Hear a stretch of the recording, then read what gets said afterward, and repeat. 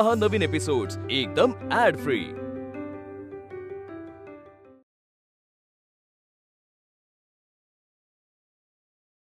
एखाद्या व्यक्तीला यशस्वी व्हायचं असेल तर त्याला सतत कठीण परिश्रम करावेच लागते आणि त्याच सोबत त्याला स्वावलंबी आणि स्वाभिमानी असणेही गरजेचे आहे।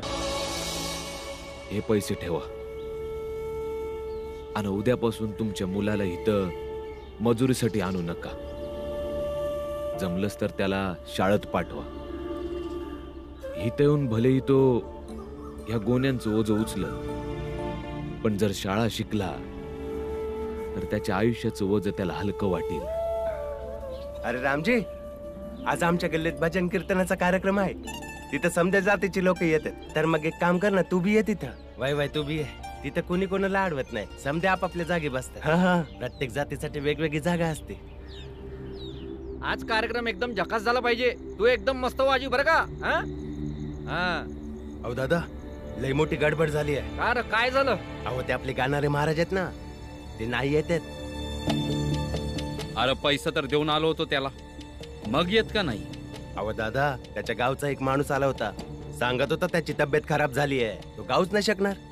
आता तर समजी लोक बी जमा झाल्यात। त्याला आधी कळवायला काय झालं होतं? अरे किती वर्ष झाली ही परंपरा चालत आलेली आहे। देवाची पूजा झाल्यावर जर काय भजन कीर्तन नाही झालं ना, तर समजे लोक आपल्याला खुळ्यात काढतील। ही तर फक्त आपल्या जातीचे लोक नाही, तर समध्या गावची लोक आहेत। बघा तिकडे बघा। दादा, खरंच सगळे आपल्याला खुळ्यात काढतील, कारण समजे कामधंदा सोडून आलेत। आपल्याच लोकांमध्ये विचारून बघ ना, कोणाला गायला येतं का?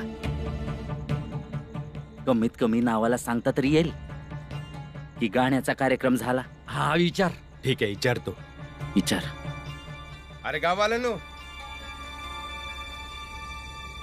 तुमच्यापैकी कोणाला भजन कीर्तन येतं का?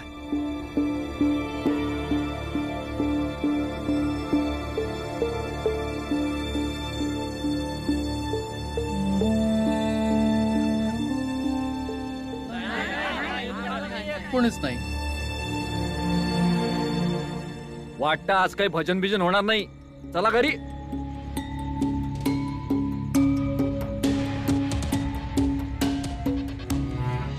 माझे बाबा सगळ्यात भारी भजन म्हणतात।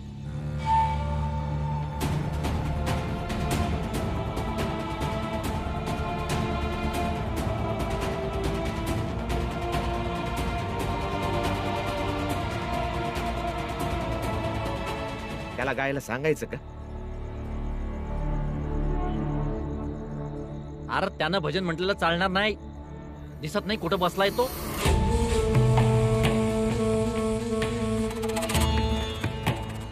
अरे त्याची जात तुम्हाला माहितीच आहे की। अरे भाऊ, गाव दे की, कमीत कमी परंपरा तरी कायम राहील।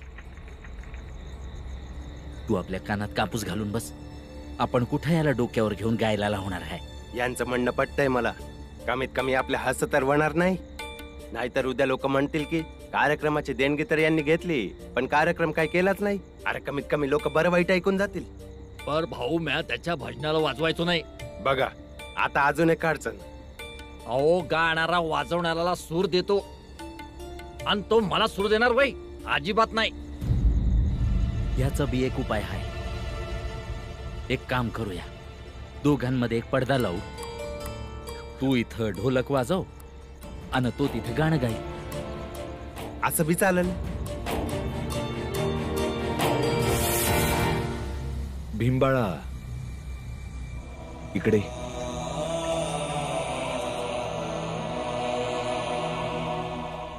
बाबा, त्यांचं भजन गाणारा नाही आला, तुम्ही म्हणा की।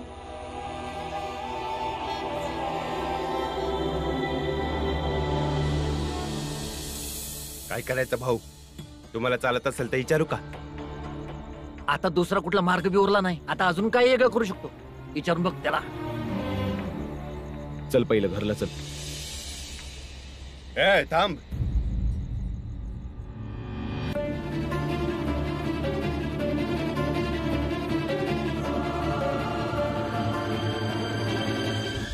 आम्ही ऐकलंय तू गातोस। वय लय भारी गात्यात। बाबा भजन म्हणा ना. गाणारा रामजी एवढा चांगला तर गातोस.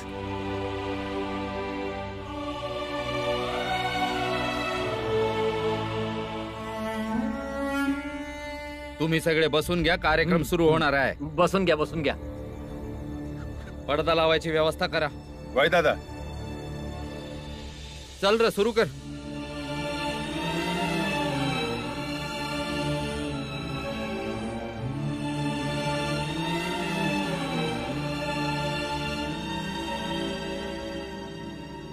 कबीरा जब हम पैदा हुए जग हंसे हम रोए, ऐसी करनी कर चलो हम हंसे जग रोए।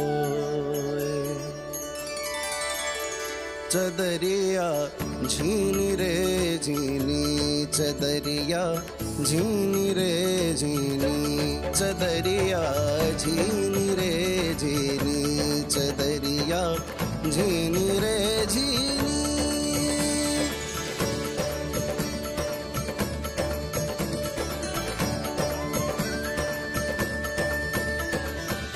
अष्ट कमल का चरखा बनाया, 5 तत्व की पूनी, 9-10 मास बुनन को लागे, मूर्ख मैली किन्हीं। चदरिया झीनी रे झीनी, चदरिया झीनी रे झीनी।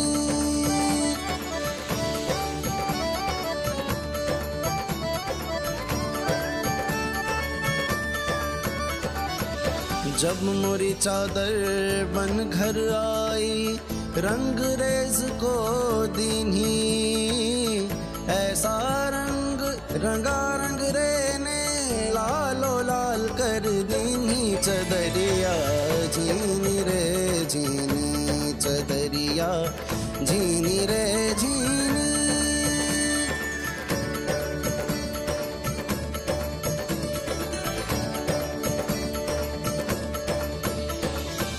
चादर ओढ़ शंका मत करियो, ये 2 दिन तुमको दीन्ही। मूर्ख लोग भेद नहीं जाने, ये दिन दिन मैली किन्हीं। चदरिया झीनी रे झीनी, चदरिया झीनी रे झीनी।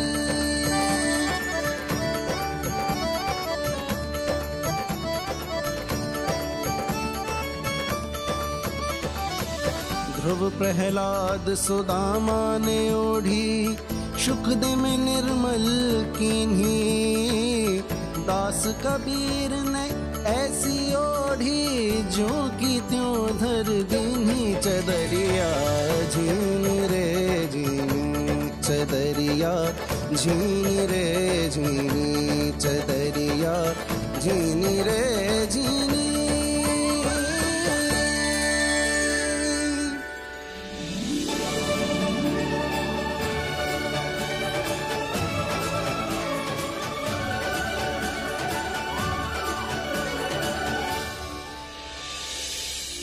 बाळा, तुला अचानक काय सुचलं की तू समद्यांसमोर बोलला की माझे बाबा समद्यात उत्तम भजन गातात? जर तिथे भजन गाऊ दिलं नसतं तर सगळ्यांसमोर बाबांची किती नालस्ती झाली असती. आत्या, समद्यांना कळायला नको वय माझे बाबा किती भारी गातात ते. आणि बाबाच म्हणतात ना, कसं झाकायचं नाही, दाखवायचं.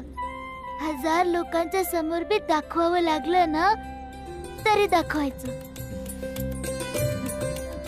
आणि आत्या, आता समदे चर्चा करत असतील ना की बाबांनी किती छान भजन गायलं, आहे की नाही? आणि कोणास ठाऊक, ह्यांच्या या गोड आवाजामुळं इथली माणसं आपल्याला जी वाईट वागणूक देतात त्यात थोडा तरी बदल होईल. किमान पोरासनी तरी सत्वाचं थांबवतील. बरं झालं असतं भीमाबाई, सगळे तुझ्यासारखी असते, जे माझ्या गोड आवाजावर भाळली असती. तुम्ही जेवा. पण रामजीनी एवढं चांगलं नाही गायला जेवढा आपला माणूस चांगलं गातो. हा पण चांगलंच गायला, आवाज दमदार होता. अरे काय बोलताय तुम्ही? अहो फक्त गळा गोड आहे म्हणून ऐकायला बेसूर वाटला नाही. आणि तसं बी तो आपल्या भजनी बुवा सारखं थोडीच गाणार आहे. अरे ते तर समदे वाजवणारे आपले होते म्हणून समद निभवून गेलं असं समजा तालात सूर निघून गेला. भावानं तुम्ही काय बी म्हणा पण माझा दोस्त लय भारी गायला. पण हे सत्य तुम्हाला पचणारच नाही ना. तुझा आपलं काम कर बरं, आम्हाला शिकवू नको उगी. निघित ना. हा पण ही गोष्ट खरी आहे, कार्यक्रम चांगला झाला. अरे ते तर होणारच होतं ना. कार्यक्रम कुणाचा होता? आपल्या समजांचा ना.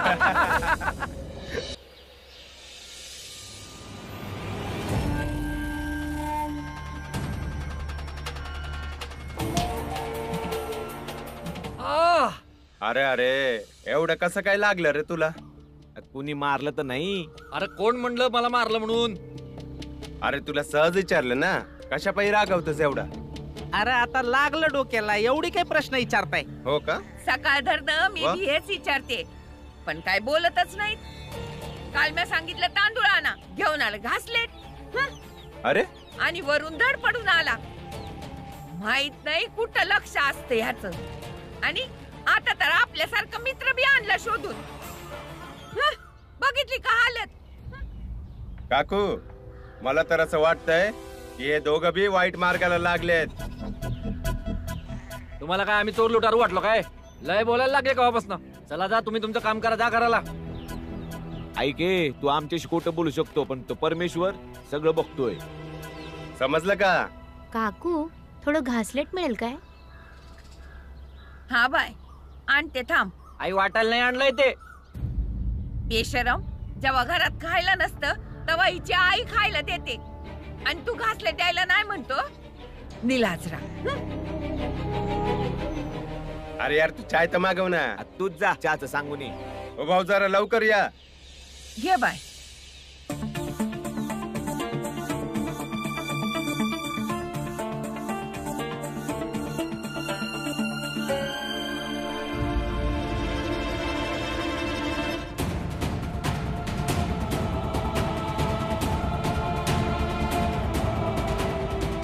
घासलेटचा डब्बा हिसकावून घेऊन गेले. हा तर माझा डबा आहे. अरे तुझा डब्बा? तुझा डब्बा कसा असेल? आणि तू तर ते सकपाळचा पोरगा आहे ना. काकू हा त्या सकपाळचा पोरगा आहे. वय हा तुझा डब्बा? तुझा डब्बा माझ्या घरात कसा येईल? तुझा डोस का ठिकाणावर आहे का? नाही, काल माझी आई बाजारातनं तेल घेऊन येत होती तेव्हा काही चोर आलं आणि तिच्या हातातनं तेलाचा डबा घेऊन पळून गेलं.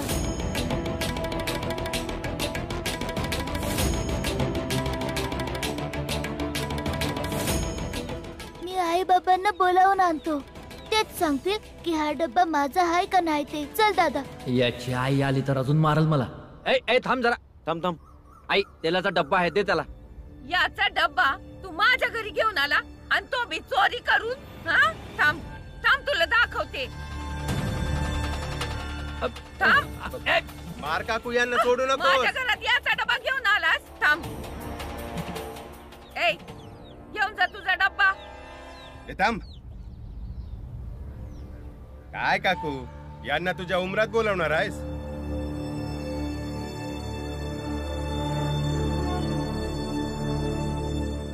थांब मी आणते.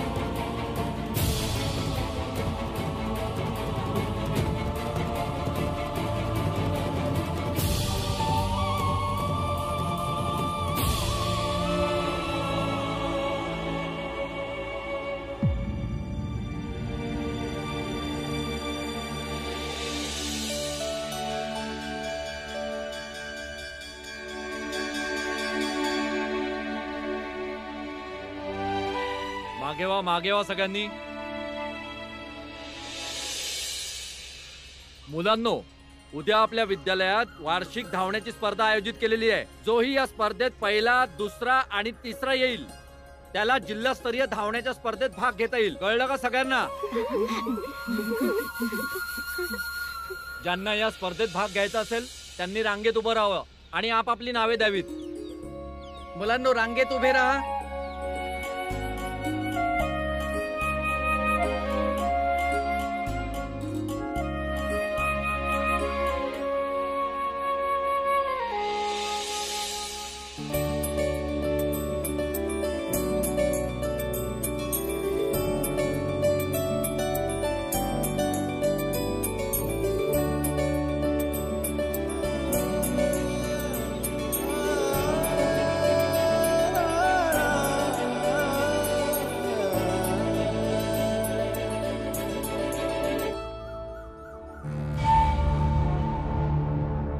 तू या रांगेत काय करतोयस? गुरुजी, मला बी शर्यतीत भाग घ्यायचा.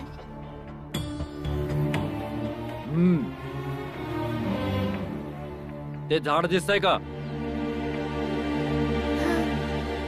जा तिथपर्यंत धावून दाखव. वय गुरुजी.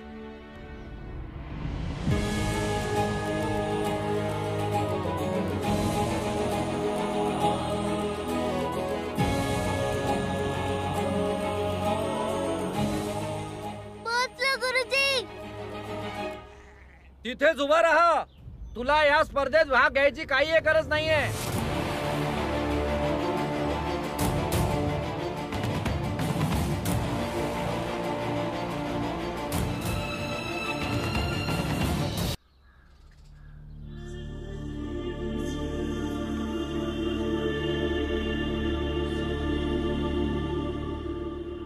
एवढं पळवून नाही म्हणायची काय गरज होती? असं पण नाही म्हणू शकले असते. चल भीम, चल. भीम, असं मैदान सोडून पळायचं नाही.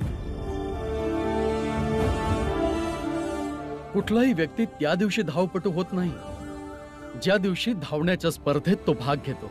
तर खरा धावपटू तेव्हाच घडतो जेव्हा तो धावण्याचा सराव सुरू करतो. सर्वात वेगात धावणाराच विजयी घोषित होतो. काय समजलं? हेच की मला सगळ्यात वेगानं पळण्याचा सराव करायचा. पण गुरुजी भीमाला स्पर्धेत सगळ्यांसोबत पळूच देणार नाहीत. मग काय उपयोग गुरुजी? ते मी बघून घेतो. एक वेळ ते स्पर्धेत भीमाला दुसऱ्या मुलांसोबत उभं करणार नाही, पण स्पर्धेच्या बाहेर करू शकणार नाही. त्यांच्यापासून थोडंसं दूरच, अगदी शेवटच्या रकान्यापासून जरी तू वेगानं धावलास ना तरी तूच विजयी होशील बघ. मी पळणार गुरुजी, सगळ्यात वेगानं पळणार. खूप छान. हे बघ, ते पीटीचे गुरुजी आहेत ना, ते सर्व मुलांच्या धावण्याचा सराव घेतील, पण तू तुझ्या धावण्याचा वेगळा सराव कर. ज्या दिवशी धावण्याची स्पर्धा असेल त्या दिवशी शेजारी उभा राहून धाव. जर समज त्या दिवशी तू सर्वात वेगाने धावलास तर आपल्या शाळेकडून आंतरशालेय स्पर्धेसाठी तुलाच पाठवलं जाईल. चल भीम, पळण्याचा सराव करूया. भीम, मला ठाऊक आहे तू या शाळेचा इतिहास बदलू शकतोस. तू ही स्पर्धा जिंकू शकतोस.